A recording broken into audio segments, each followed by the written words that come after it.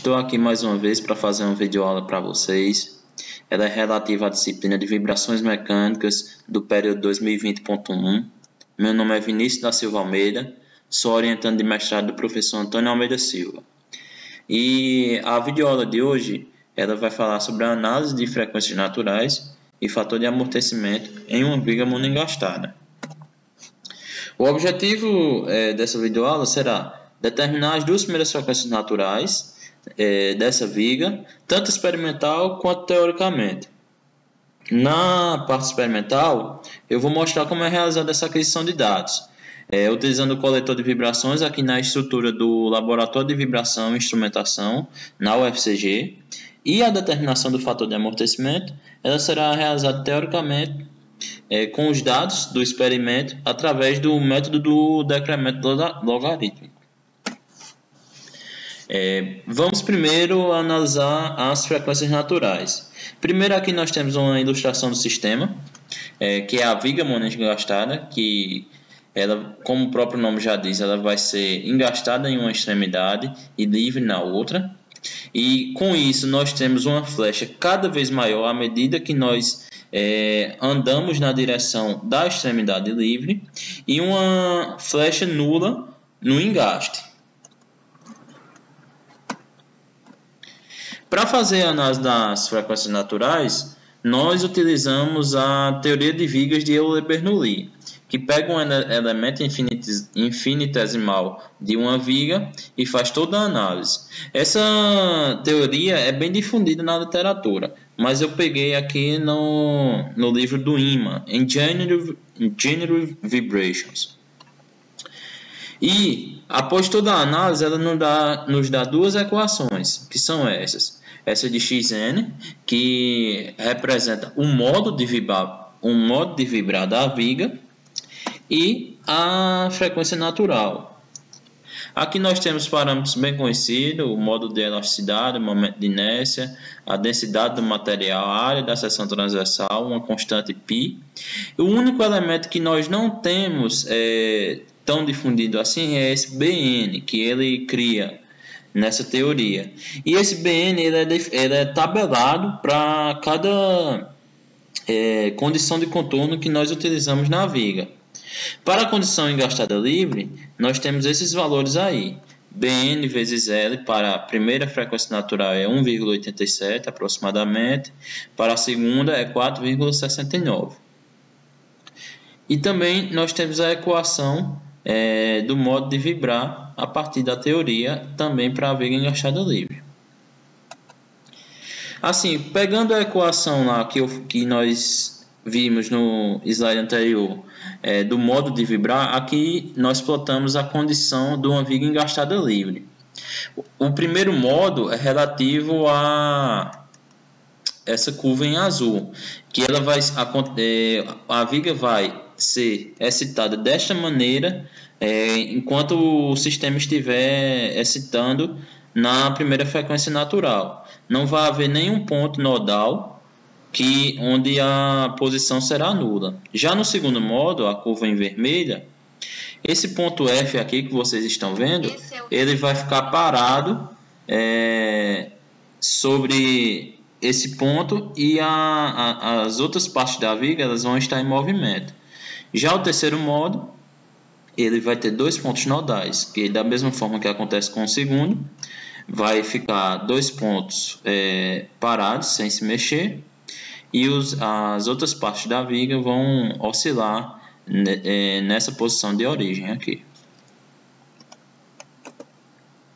E agora nós temos os dados do problema.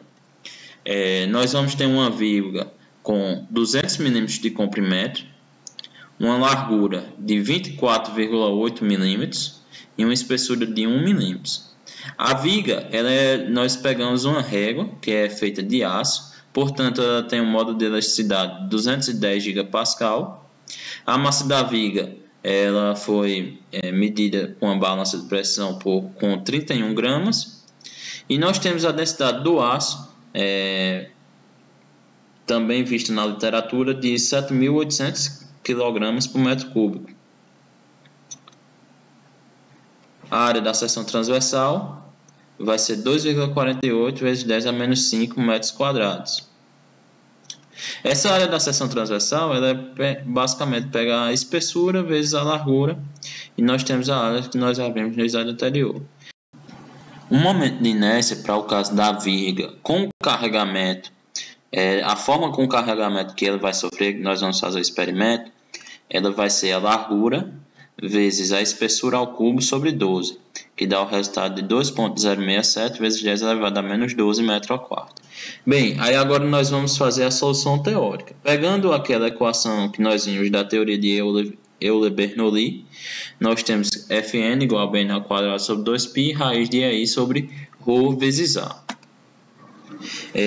Pegando os valores tabelados de Bn e L, para n igual a 1 e n igual a 2, pois nós limitamos a determinação da frequência natural apenas às duas primeiras frequências, e dividindo pelo valor de L, nós encontramos o Bn para inserir na fórmula. E assim, nós temos as frequências naturais teóricas de 20,96, vai ser o primeiro modo, e o segundo modo vai acontecer em 131,33 Hz. Agora, partindo para o método do decremento logarítmico, o professor já deve ter mostrado a vocês como calcular. Nós temos um decremento logarítmico, que é o ln de uma amplitude seguida da sua posterior. Aqui nós temos, no caso, x1 sobre x3. E essa fórmula ela vai ser equivalente a 2π vezes o fator de amortecimento viscoso, que nós chamamos de zeta, 2π zeta, dividido por raiz de 1 menos zeta ao quadrado. Na prática, o experimento não nos traz uma forma de curva tão comportada como nós vemos na imagem. Por isso, é preciso fazer um método do envelope, que nós vemos aqui, que é igual a esse A vezes E elevado a menos kt, para nós determinarmos esse valor do decremento logarítmico. E agora que nós mostramos a teoria, vamos ver na prática como é realizado esse experimento.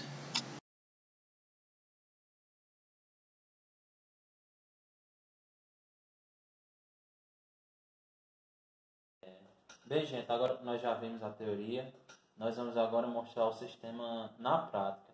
Esse aqui é um setup bem simples que eu montei. Aqui nós temos o nosso analisador de sinais, que é o que vai fazer o tratamento, vai captar o sinal, o aquisitor dos dados.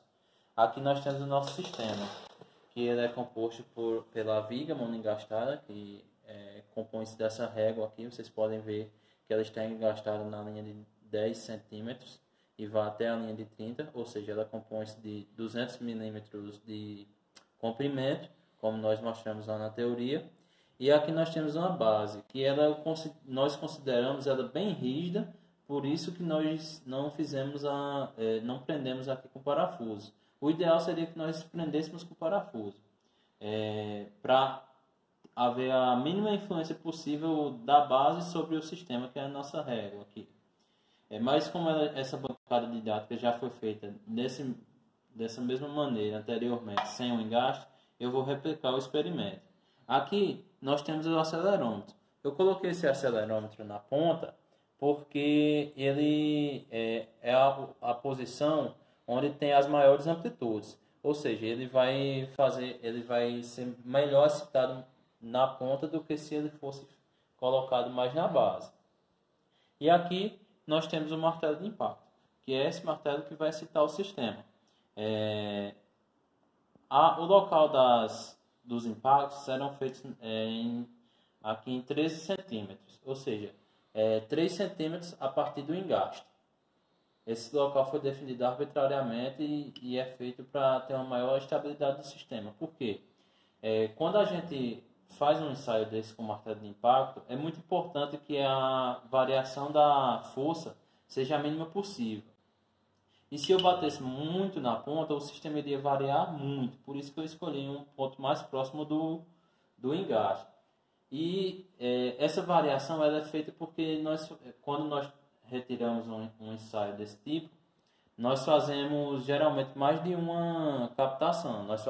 Aqui eu coloquei 3, E depois das 3 nós tiramos a média, o sistema tira a média e é onde nós fazemos o processamento e depois a análise dos dados.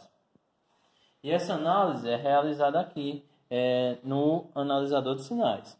Aqui nesse primeiro quadrante eu coloquei o sinal do martelo de impacto em força. No segundo quadrante nós temos o sinal do acelerômetro. O terceiro nós vamos ter a FRF de maneira da escala linear.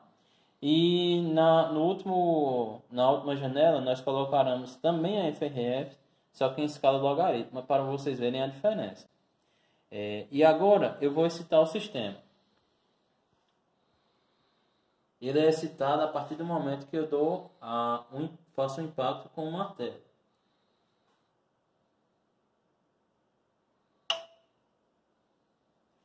Vocês podem ver aqui agora no analisador que ele está fazendo processamento e ele nos dá o sinal. Não ficou bom. Vamos tentar novamente, porque o impacto ele tem que acontecer bem no começo da janela. Ele não pode ser atrasado dessa maneira. Mas, se nós pegarmos aqui as frequências naturais, temos aqui na escala linear que aparece um em 118 Hz. Aparece alguma coisa aqui em 82 Hz. E a primeira frequência natural, que é a que nós calculamos, em aproximadamente 19 Hz, que está bem próximo dos 20 Hz, que nós calculamos, 18,75. Eu vou fazer de novo, para nós termos esse parâmetro. 4 e 13.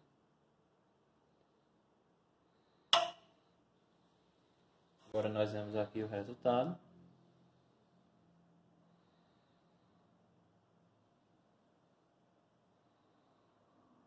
Pronto. Agora nós temos um resultado que aparece as frequências naturais. Eu estou aqui na terceira janela mexendo.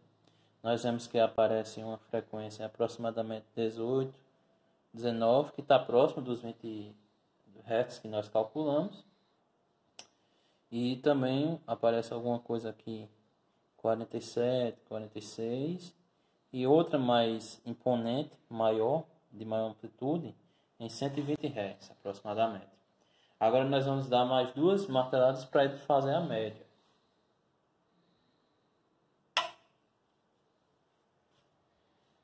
Dei a segunda. Ele estava fazendo processamento.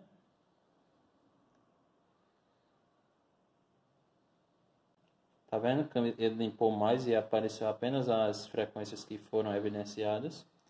E agora eu vou fazer o último impacto para ter as 3 médias, os 3 experimentos.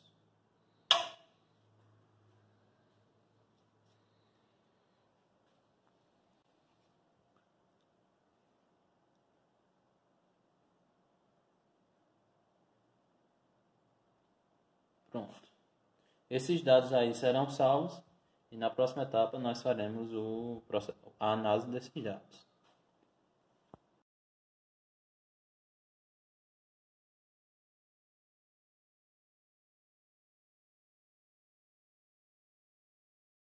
Agora que a gente já pegou os dados lá no analisador, é hora de vir aqui para o MATLAB para tratar esses dados. E aí eu trouxe aqui para o MATLAB 2 gráficos. Esse M é de média, o 2 é relativo ao gráfico da aceleração, tanto no eixo X, os dados do eixo X e os dados no eixo Y. E o 4 tem referência com ao gráfico da FRF, de forma linear. Aí inicialmente a rotina ela pega os pontos, aqui os picos, ele determina os picos do gráfico da aceleração, e esse LOCT é referente às posições onde são encontrados esses picos. Isso é feito com esse comando aqui, findPeaks, que já é do MATLAB, e é aplicado nos dados do M2, né, que é o gráfico da aceleração, os dados das amplitudes, que é o Y.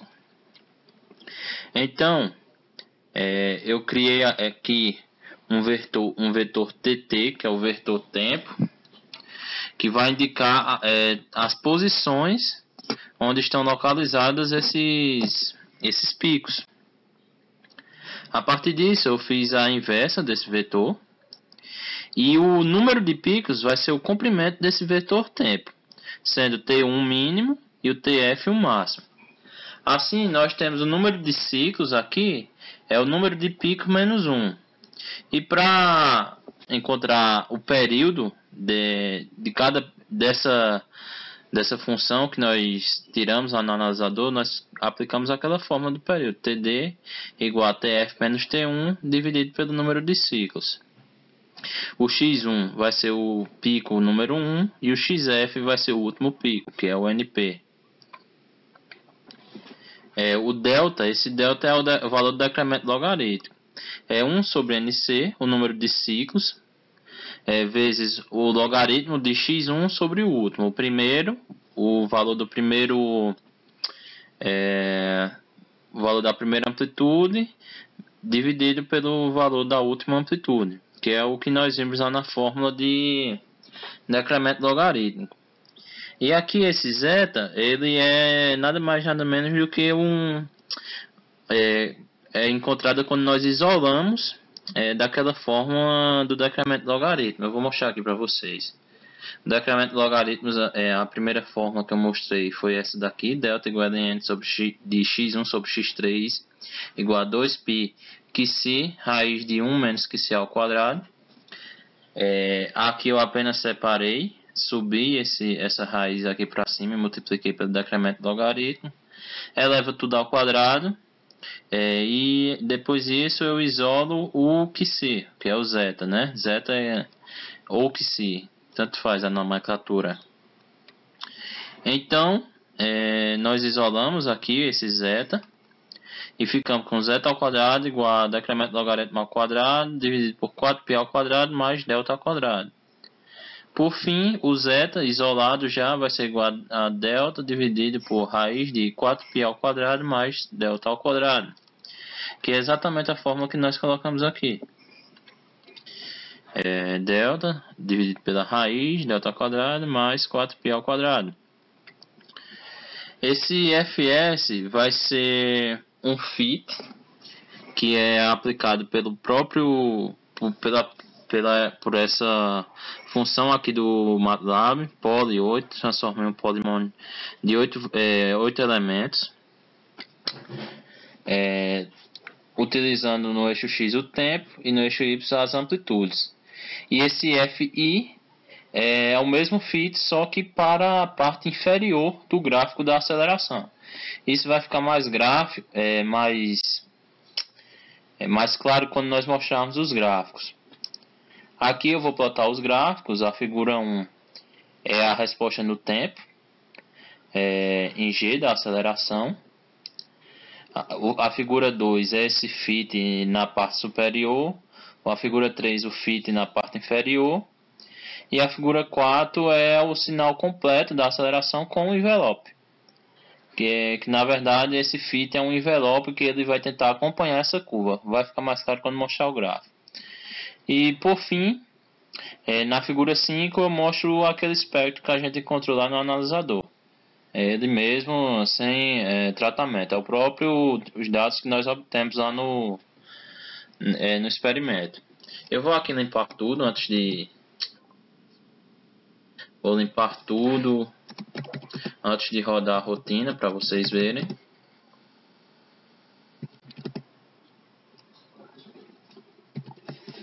E aqui eu vou rodar para vocês verem.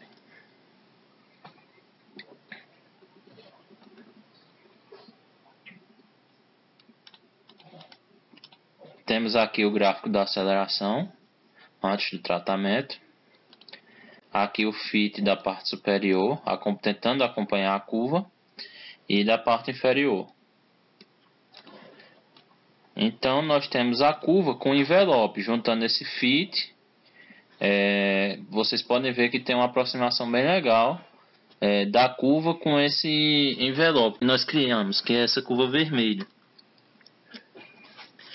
E aqui como resultado dessas duas equações que nós colocamos aqui, tanto do decremento logarítmico como do zeta, nós temos um decremento logarítmico de 0,0129 e um fator de amortecimento viscoso de 0,0021.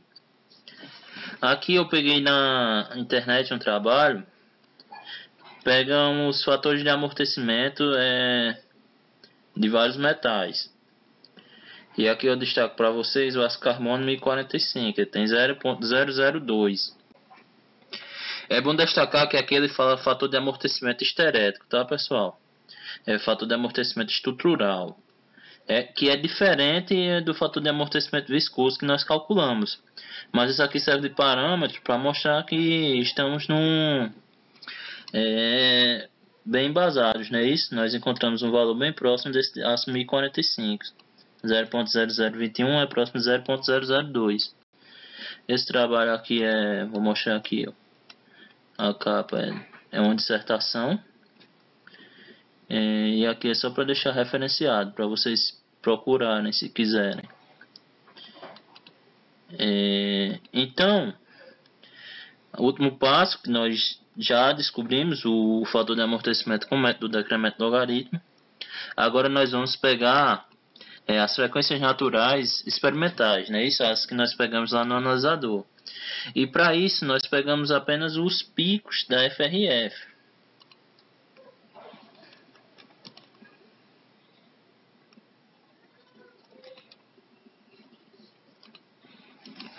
Vocês podem ver aqui, um pico está em 19,5 Hz, no eixo X, e outro pico está em 119,3.